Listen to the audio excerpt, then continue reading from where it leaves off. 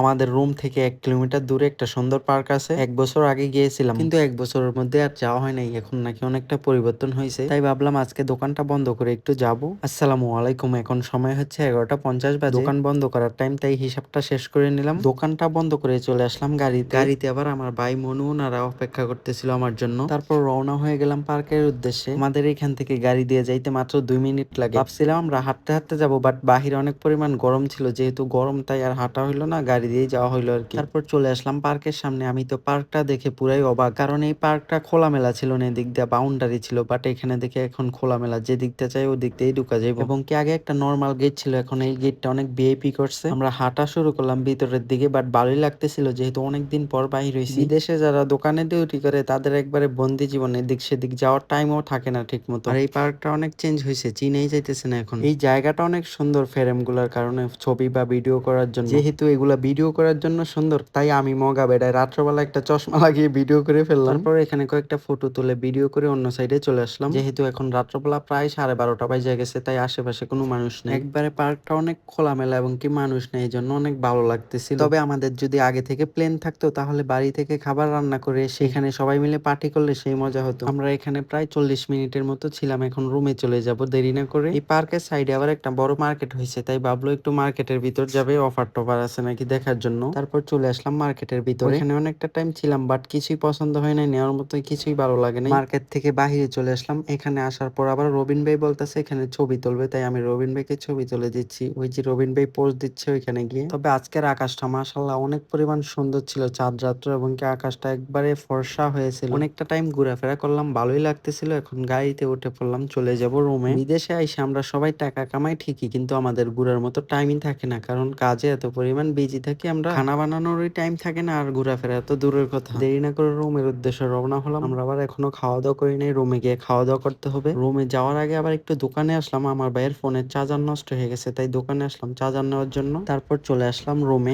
এসে চার্জার গুলো দেখতেছিলাম ঠিক আছে কিনা, তারপর দেখি ঠিক আছে, তাই দেরি না করে এখন খাবার খাওয়ার জন্য বসে পড়লাম। দুপুরে আবার আমাদের রুমে রান্না ছিল, তাই রাতে রান্না করার ঝামেলাটা করতে হয় নাই, শুধু রুমে এসে বাটরা রান্না করা হয়েছে আর কি। তো ভিডিওটা এই পর্যন্তই ছিল, কেমন লাগলো সবাই জানাবেন। সবাই ভালো থাকবেন, আল্লাহ হাফেজ।